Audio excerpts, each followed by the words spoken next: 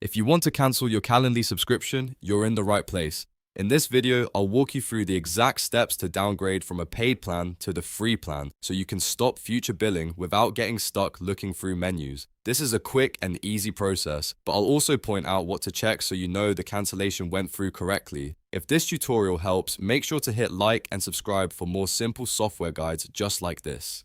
Now let's get started. First, sign in to your Calendly account using the email that's connected to your subscription. Once you're logged in, look at the left-hand sidebar and click Admin Center. This is where Calendly keeps the account and billing settings for your workspace or premium plan. Inside Admin Center, find and select Billing. If you're on a premium account, your current plan details should appear here, along with the option to manage or change your subscription. Next, click Change Plan. Calendly doesn't always label this as cancel right away, so if you don't see a direct cancel button, don't worry. The cancellation process is usually handled by downgrading to the free plan. After clicking Change Plan, choose Downgrade. This tells Calendly that you want to move away from the paid subscription and back to the free version. Then select the free plan from the available options. Before you finish, take a moment to review the changes to your subscription. This is the point where you can double check that you're switching to the free tier and that any billing changes look correct.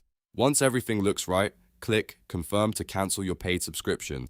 After confirming, your account should be downgraded and your future charges should stop depending on your billing cycle and the plan terms. It's always a good idea to refresh the billing page or check your plan status afterward to make sure the free plan is active. If you still see premium features or active billing, give it a moment and confirm that the change saved properly. And that's it. You've now cancelled your Calendly subscription by downgrading to the free plan. If this video saved you time, please like the video and subscribe for more step-by-step tutorials on popular software tools. Thanks for watching, and I'll see you in the next one.